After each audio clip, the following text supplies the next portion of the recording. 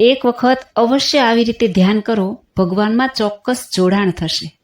સાંગ ધ્યાન કરતી વખતે મનમાં સ્વામિનારાયણ સ્વામિનારાયણ મંત્ર ઉચ્ચારણ સાથે ભગવાનની મૂર્તિ પોતાના હૃદયમાં ધારવી. સૌપ્રથમ સીધા ટટ્ટાર બેસીને 2 હાથ ખોળામાં રાખીને બધા સંકલ્પ વિકલ્પ વિચારોને મૂકીને એવો સંકલ્પ કરવો કે હું આત્મા છું, હું બ્રહ્મ છું, હું તેજોમય શુદ્ધ સ્વરૂપ છું. એમ દેહથી જુદો સત્તારૂપ થઈ પોતાના હૃદયમાં ભગવાનની મૂર્તિને ધારો. ભગવાનનું જે સ્વરૂપ પોતાને ગમતું હોય તે સ્વરૂપ ધારવાનું. શ્રીજી મહારાજના 2 ચરણારવિંદના તળામાં ઉર્ધ્વ રેખા છે. તે કેવી છે તો અંગૂઠા પાસેની જે આંગળીઓ તેની 2 કોરેથી નીકળી છે ને પાનીની 2 કોરે નીકળી છે. અને જમણા પગના અંગૂઠાના થડમાં ઉર્ધ્વ રેખાને મળતું જવનું ચિહ્ન છે.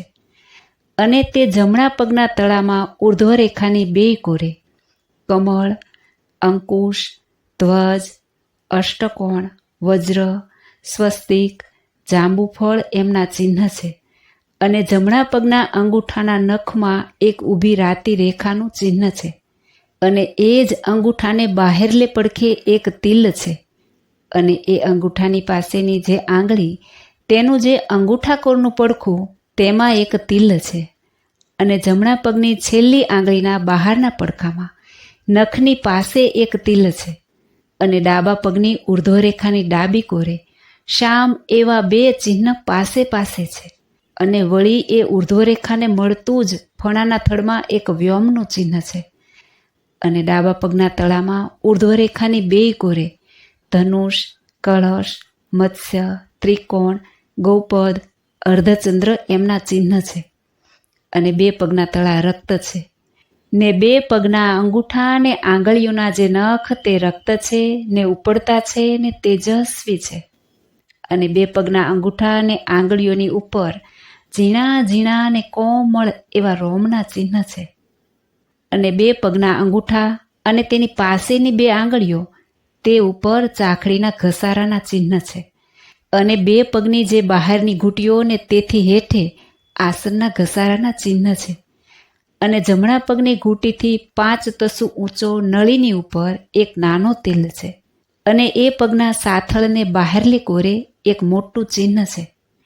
અને ડાબા પગની ઘૂંટીથી 5 તસુ ઊંચો નળીને ઉપર એક મોટો તિલ છે. ને તેથી ઉપર પાસે જ એક નાનો તિલ છે. અને એ પગના ઢીચણને બહારલી પડખે એક ચિહ્ન છે. અને કટી ભાગને વિશે 2 કોરે ધોતિયું પહેર્યાના ઘસારાના શ્યામ ચિહ્ન છે. અને સદા શીતળ એવું જે ઉદર તે ઉપર ત્રિવળી પડે છે. અને ઊંડીને ગોળ એવી જે નાભી તેની 2 કોરે તિલ છે. તેમાં જમણી કોરે તો નાભીના કાંઠા ઉપર છે ને ડાબી કોરે તો નાભીથી જરાક છેટે છે. અને જમણી કૂખમાં એક મોટો તિલ છે ને તેની પાસે બીજો નાનો તિલ છે. અને નાભીથી ઉપર 2 તસુને છેટે 3 તિલ છે. તેમાં 2 નળીની ઉપર એક છે અને એક વચ્ચે છે. અને તે વચલા તિલથી 2 તસુ ઉપર એક તિલ છે. અને ડાબા પડખે કૂખથી ઊંચે ને બગલથી હેઠે મોટા 4 તિલની ઊભી હાર છે. અને તેની પાસે બહારની કોરે એક બીજી નાના 4 તિલની ઊભી હાર છે. અને હૃદયને વિશે રોમનું શ્રી વત્સ ચિહ્ન છે. અને છાતીની વચ્ચે અર્ધચંદ્રને આકારે 5 તસુ પહોળું ને જરાક રાતું એવું એક મોટું ચિહ્ન છે. તે જમણી કોરે કંઈક વિશેષ ચડતું છે. અને એ ચિહ્નને વચ્ચે જરાક ડાબી કોરે એક મોટો તિલ છે. અને એ તિલથી ડાબે કોરે 2 આંગળને છેટે એક તિલ છે. ને તેથી ડાબી કોરે 2 તસુને છેટે ડાબા સ્તનથી ઉપર એક તિલ છે. અને 2 સ્તનથી ઉપર 2 છાપના ચિહ્ન છે. ડાબી ભુજાની માહલી કોરે ઊભી ઓળે 3 તિલની ઊભી હાર છે. અને જમણી ભુજાની પાસે માહલી કોરે ઊભી ઓળે 4 તિલ છે. અને જમણી ભુજામાં મૂળથી 3 તસુ હેઠું એક છાપનું ચિહ્ન છે. ને તે છાપના ચિહ્નને પડખે બહારલી કોરે નાના 4 તિલ છે. અને જમણી કૂણીથી હેઠા ને કાંડાથી ઊંચા 2 તિલ છે. અને જમણા હાથની તચલી આંગળીના મૂળથી ઉપર અર્ધ આંગળને છેટે એક નાનો તિલ છે અને ડાબી ભુજાના મૂળથી 3 તસુ હેઠું એક છાપનું ચિહ્ન છે અને ડાબી કૂણીથી 2 તસુ હેઠો હાથને ઉપલે ભાગે એક તિલ છે અને ડાબા હાથના અંગૂઠા પાસેની જે આંગળી તથા વચલી આંગળી એ બેની વચ્ચે એક તિલ છે અને એ અંગૂઠા પાસેની આંગળીના નખની પાસે માહિલી કોરે એક નાનો તિલ છે અને ડાબા હાથના પોચા ઉપર એક તિલ છે અને 2 હાથના જે નખ તે રક્ત છે ને ઉપડતા છે ને તેજસ્વી છે ને તે નખના જે અગ્રભાગ તે અતિ તીક્ષ્ણ છે અને 2 હાથના જે તળા તે રક્ત છે ને તે તળામાં જે રેખાઓ તે થોડી થોડી શ્યામ જણાય છે અને 2 હથેળીના મૂળથી ઉપર 8 તસુ ઊંચા 2 છાપના ચિહ્ન છે અને 2 કૂણી શ્યામ છે અને કંઠના ખાડાની વચ્ચે એક તિલ છે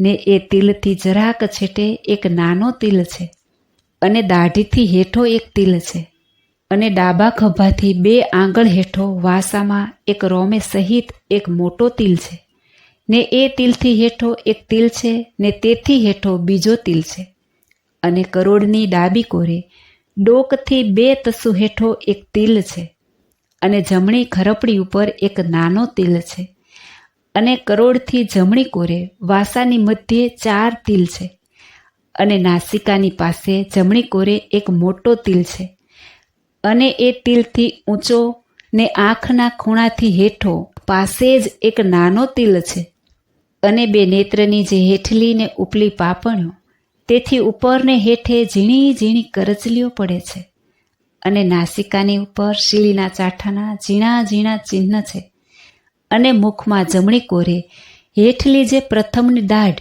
તેમાં શ્યામ ચિહ્ન છે અને જીહવા તે કમળના પત્ર સરખી રક્ત છે અને ડાબા કાનને માહિલી કોરે શ્યામ બિંદુનું ચિહ્ન છે અને વિશાળ ને ઉપડતું એવું જે લલાટ તેને વિશે તિલકને આકારે ઊભી 2 રેખા છે અને વળી લલાટને વિશે જમણી કોરે કેશથી હેઠું એક ચિહ્ન છે અને જમણા કાનની બુટ્ટી ઉપર એક નાનો તિલ છે અને તાળવાની ઉપર એક મોટો તિલ છે અને શિખાની આગળ સમીપે એક તિલ છે અને શિખાની પછવાડે જમણી કોરે 3 તિલ છે અને એ વિના બીજા પણ ઝીણા ઝીણા તિલ તે શરીરમાં કેટલાક છે અને શ્રીજી મહારાજની જે મૂર્તિ તે અતિશય રૂપ ને સુંદરતા ને મધુરતા તેણે યુક્ત છે અને તે મૂર્તિ પુષ્ટ છે ને અતિશય શોભાયમાન છે અને તે મૂર્તિના દર્શનને કરનારા જે ભક્તજન તેના મનને ને નેત્રને હરી લે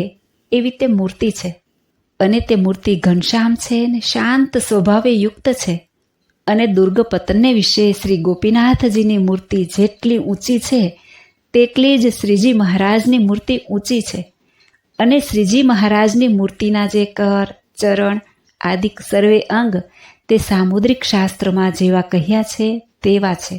આવી રીતે શ્રીજી મહારાજની મૂર્તિના જે ચિહ્ન તે પોતાની સ્મૃતિને અનુસારે લખ્યા છે. જય શ્રી સ્વામિનારાયણ.